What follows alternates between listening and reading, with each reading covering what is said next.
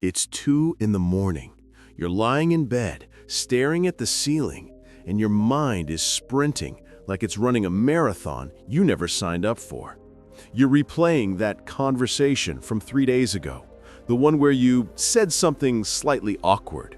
And now your brain has convinced you that everyone thinks you're a complete disaster. You know you need to sleep. You've got work in 5 hours. But your thoughts? They're not taking the night off. Here's the question. What if you could actually turn down the volume in your head? What if you could stop being hijacked by your own mind? That's exactly what Nick Trenton teaches in his groundbreaking book, Calm Your Thoughts. And today, we're breaking down the 6 most powerful habits that can help you take back control, starting right now. Let's dive in. Direct answer. So what does Calm Your Thoughts actually teach you? Here's the straight answer. This book gives you practical, science-backed tools to stop overthinking, reduce anxiety, and break free from the mental loops that drain your energy.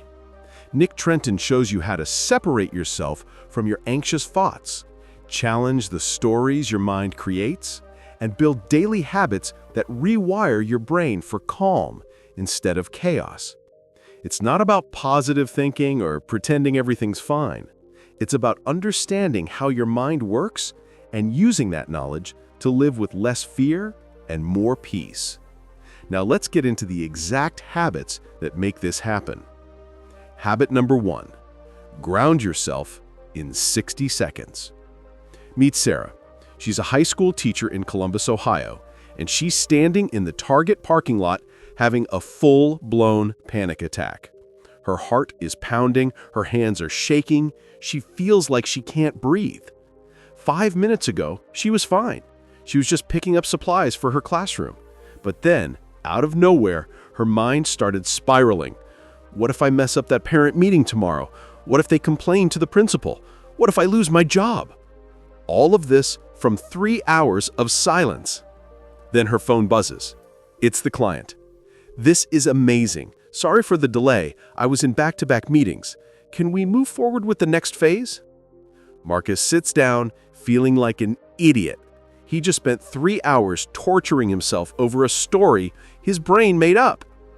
Sound familiar? Here's what Nick Trenton wants you to understand. Your thoughts are not facts. Let me say that again. Your thoughts are not facts. Your brain is a prediction machine. It's constantly trying to prepare you for danger. And sometimes it gets things spectacularly wrong. Nick Trenton introduces a powerful tool from cognitive behavioral therapy called thought challenging. It's simple, but it works. When an anxious thought shows up, you don't ignore it or push it away. You interrogate it like a lawyer cross-examining a shaky witness. Here are the 3 questions Marcus should have asked himself. 1. What's the evidence for this thought? Has this client ever responded in 3 hours before? Yes. Have they been happy with my work in the past? Yes. 2. What's the evidence against this thought?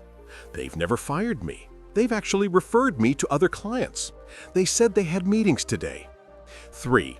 What's a more balanced way to think about this?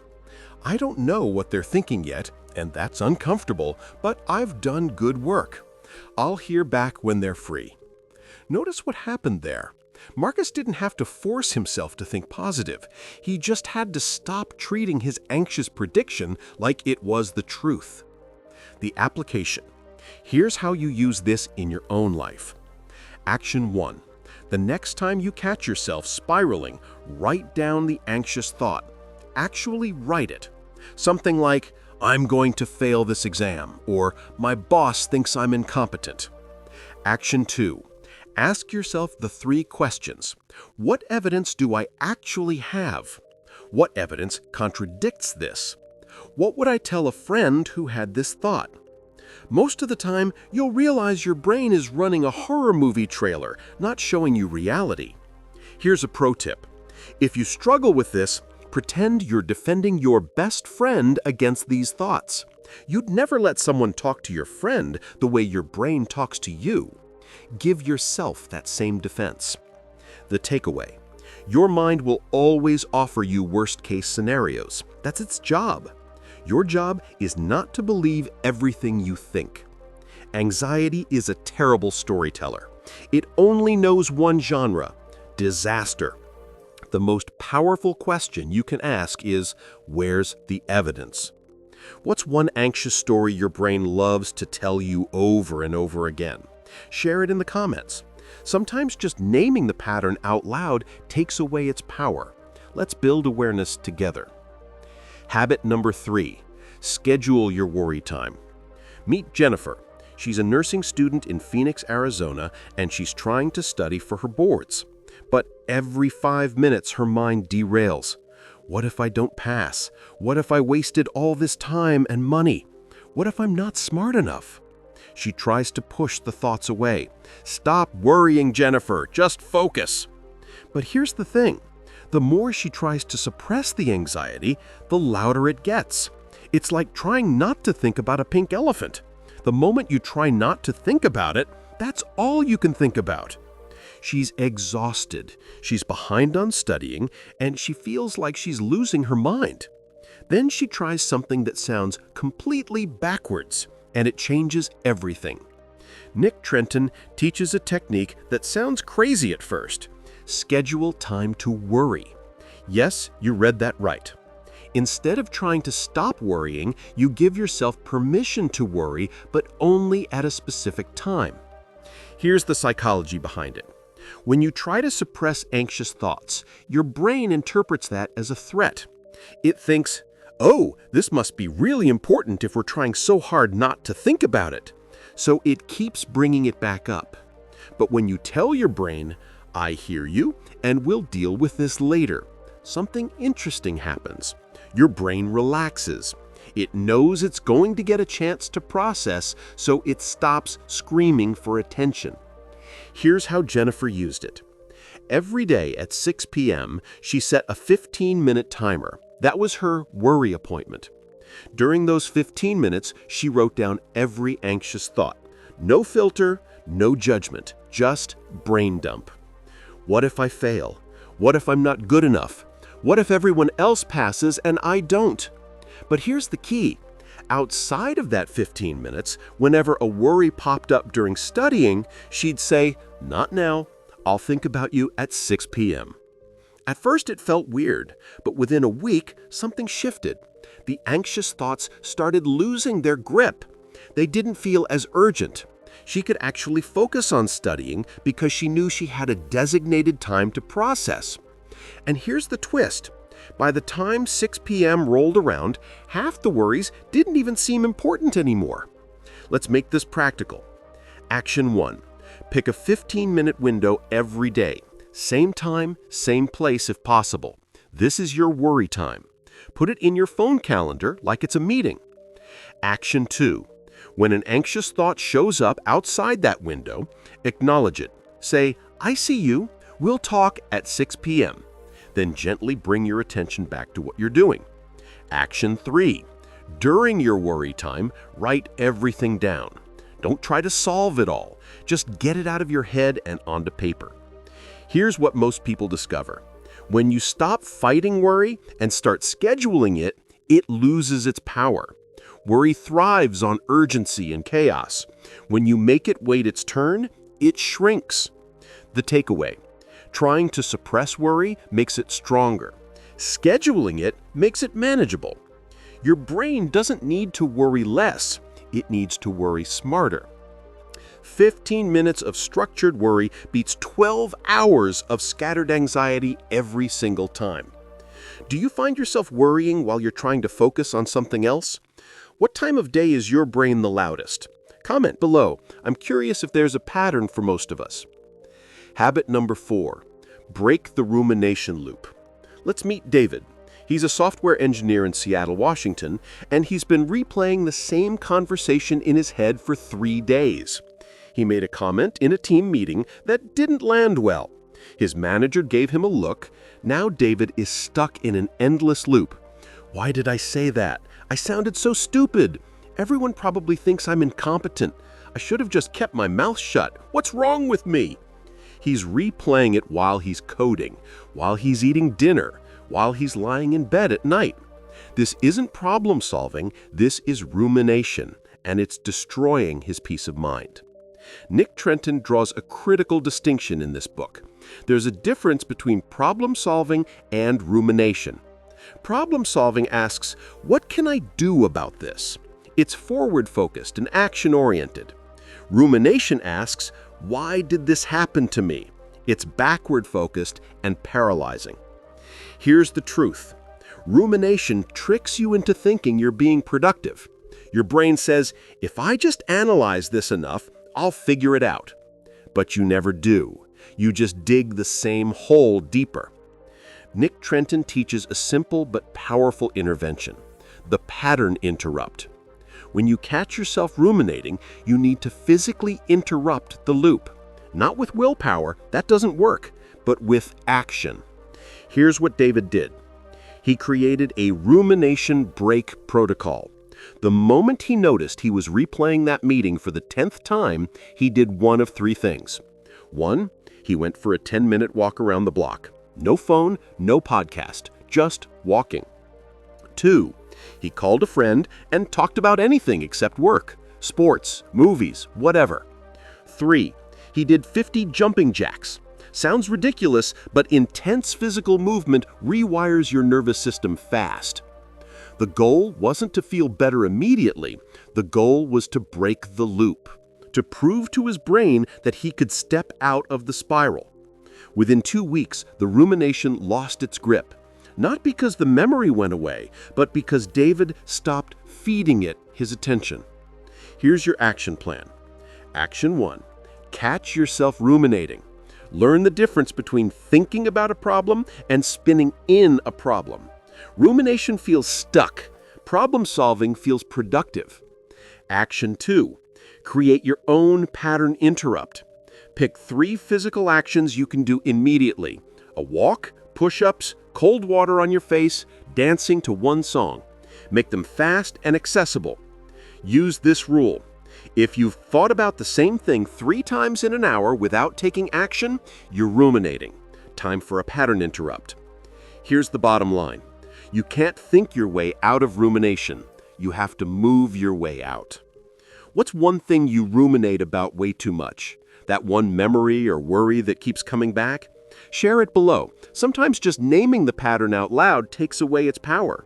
Let's build awareness together. She's been invited to give a presentation at a local networking event. It's a huge opportunity. But every time she thinks about it, her chest tightens and her mind screams, "You're going to embarrass yourself.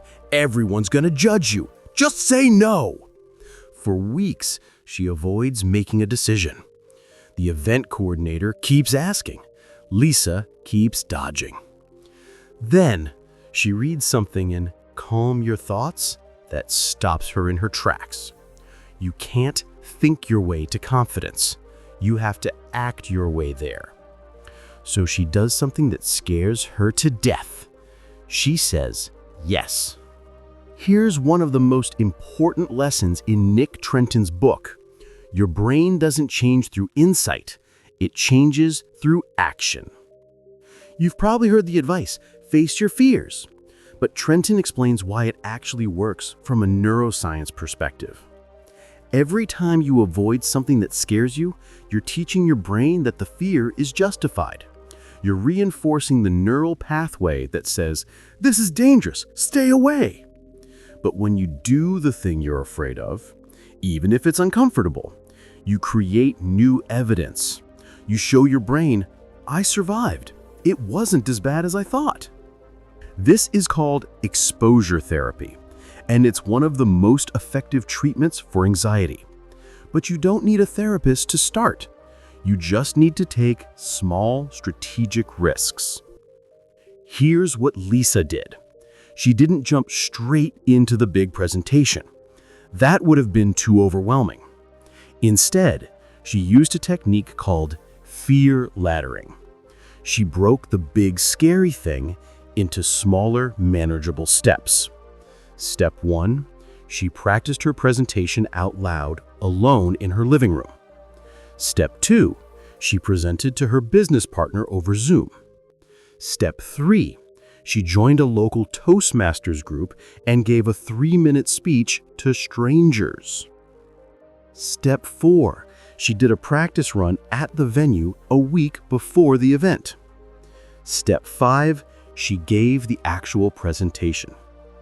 Each step was uncomfortable, but each step also gave her brain new data. I can do hard things. By the time the real event came, she was nervous, but not paralyzed. And you know what? She crushed it. The application. Let's bring this home. Action 1. Identify one thing you've been avoiding because of anxiety. Maybe it's a difficult conversation, applying for a job, or going somewhere alone. Action 2. Build your fear ladder. Break that big thing into 5 smaller steps. Each step should feel challenging, but doable. Action 3. Commit to taking the first step this week, not next month, this week. Put it on your calendar like it's a doctor's appointment. Here's what most people don't realize. Confidence doesn't come before action. It comes after. You don't wait until you feel ready. You act, and then you feel ready. The takeaway. You can't think yourself brave. You have to act yourself brave. Every time you face a fear, you're rewiring your brain in real time. Courage isn't the absence of fear. It's taking action despite the fear. What's one thing you've been avoiding because you're scared? What would your fear ladder look like? Comment below. Let's workshop this together. Maybe someone else's journey will inspire yours. Habit number 6. Build your mental safe space. Meet James. He's a paramedic in Denver, Colorado, and he sees traumatic situations almost every shift. Car accidents, medical emergencies, life or death decisions. When he gets home, he can't turn it off. His mind replays the day's worst moments. He's irritable with his family. He can't sleep. He feels like he's drowning. His wife suggests meditation. He laughs. I don't have time to sit on a cushion and hum. But then he learns about a different approach, one that actually fits his life. Nick Trenton's final habit is about creating what he calls a mental safe space. But not in the way you might think. This isn't about escaping reality or pretending everything is fine. It's about intentionally building moments of calm into your day so your nervous system can reset. Here's the science. Your brain operates in different states. When you're anxious, you're in threat mode. Your sympathetic nervous system is activated. Your body is primed to fight or flight. But you also have a rest and digest mode, your parasympathetic nervous system. This is where healing, creativity, and calm live. The problem is, most people spend 16 hours a day in threat mode and wonder why they're exhausted. Trenton teaches that you need to actively trigger rest mode, and you don't need an hour. You need 10 minutes. Here's what worked for James. Every morning before his shift, he spent 10 minutes in his car doing a simple breathing practice. Breathe in for 4 counts. Hold for 4. Breathe out for 6. Repeat for 10 minutes. That's it. No app, no music, just breathing. At first, it felt pointless, but after a week he noticed something. The tough calls didn't shake him as much. He could be present with his family instead of mentally replaying his shift. He wasn't less capable. He was less overwhelmed. His nervous system had space to reset. Application. Here's how you build your mental safe space. Action 1. Pick one 10-minute window in your day. First thing in the morning, during lunch, right before bed. Protect it like it's sacred. Action 2. During those 10 minutes, do something that activates your parasympathetic nervous system. Breath work is the fastest option, but you can also try gentle stretching, sitting in nature without your phone, petting your dog mindfully, or taking a slow shower and focusing on the sensation of water. Action 3, make it non-negotiable. This isn't a luxury, it's maintenance. You wouldn't skip brushing your teeth. Don't skip resetting your nervous system. Here's the key. This isn't about being calm all the time. It's about teaching your body that it's safe to relax. When your body knows it can rest, it stops treating everything like an emergency.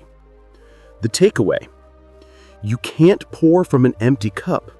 You can't think clearly with a fried nervous system. 10 minutes of intentional calm is more powerful than 10 hours of distraction.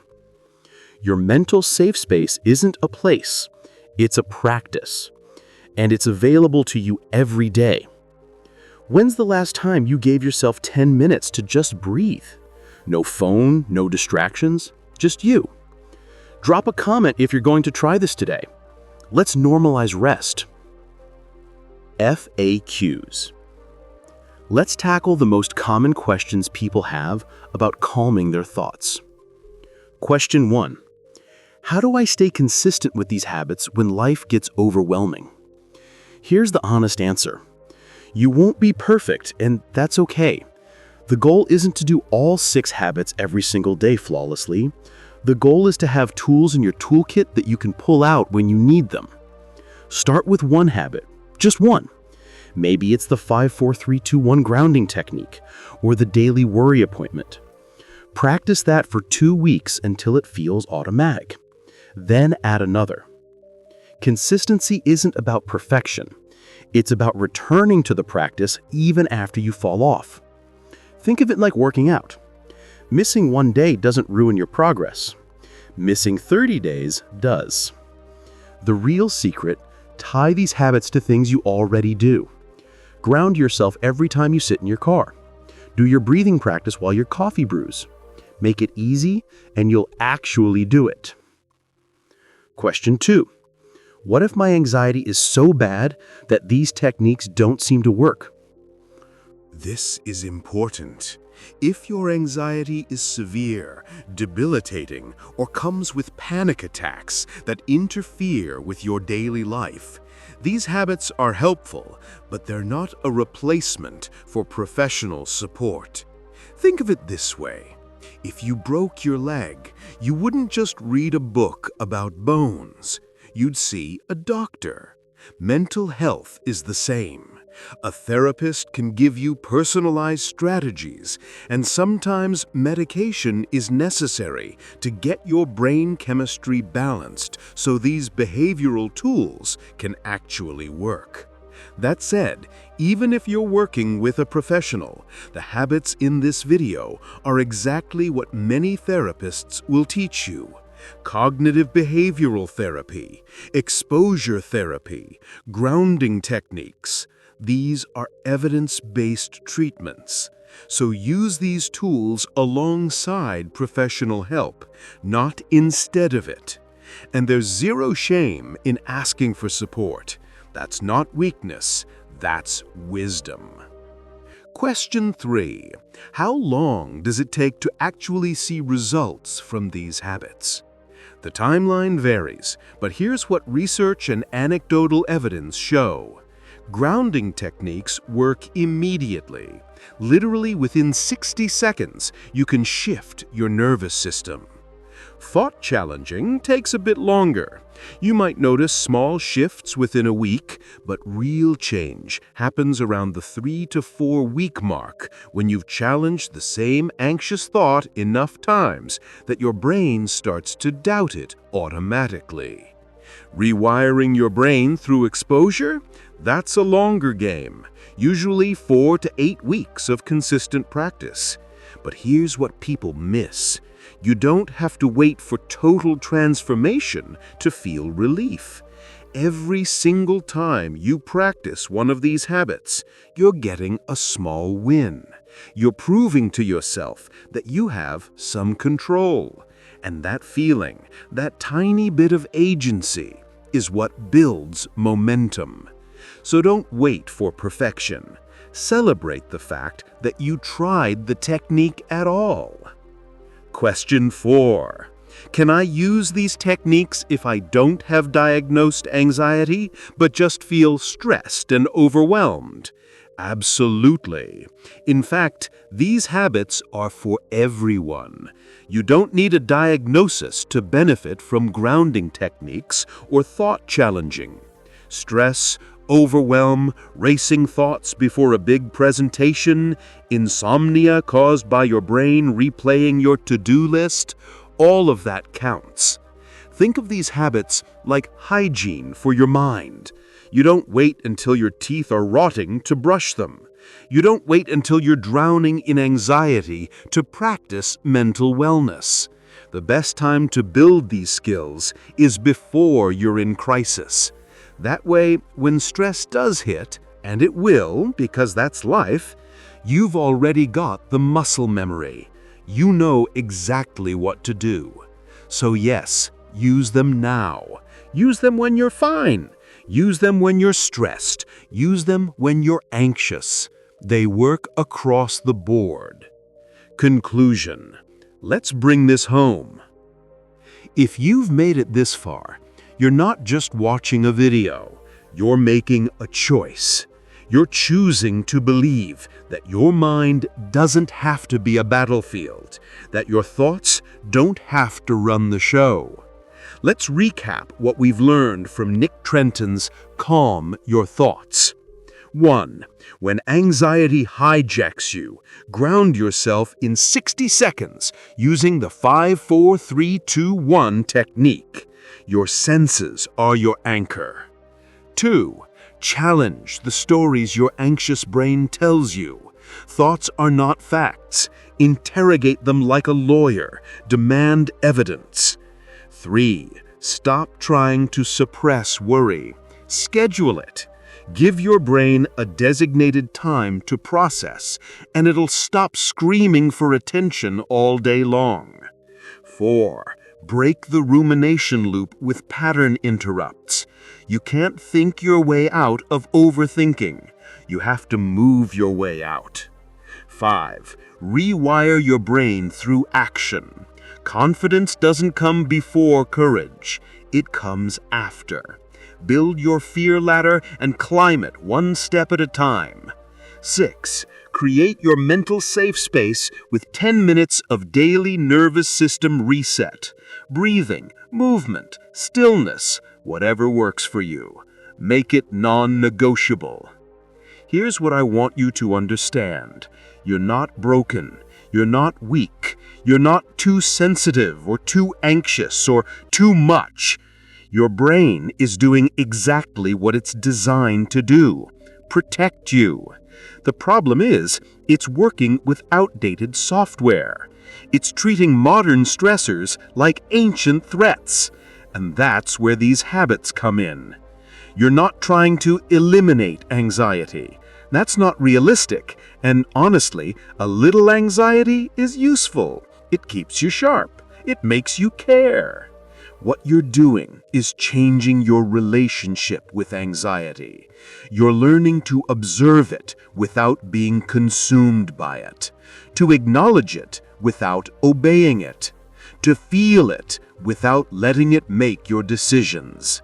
And here's the beautiful truth. Every single time you practice one of these habits, you're building evidence. Evidence that you can handle hard things. Evidence that you're stronger than your fears. Evidence that your mind, while powerful, doesn't get the final say. So here's my challenge to you. Pick one habit, just one. Commit to practicing it for the next 7 days. Not perfectly, just consistently. Maybe it's grounding yourself every morning when you wake up. Maybe it's challenging one anxious thought per day. Maybe it's scheduling your worry time. Maybe it's taking the first step on your fear ladder. Whatever it is, do it. And then come back to this video and tell me how it went. I want to know. This community wants to know. Because your story might be exactly what someone else needs to hear to take their first step. Before you go, do me 3 favors. 1. If this video helped you, even just a little bit, hit that like button. It tells YouTube to show this to more people who need it. And trust me, there are millions of people scrolling right now who are desperate for this information. 2. Subscribe to Ladder Up English and turn on notifications. We're building a library of practical wisdom from the best books on psychology, mental health, productivity, and personal growth. Every week we break down one book so you can skip the fluff and get straight to the strategies that work. 3. Share this video with one person, not 10, just one.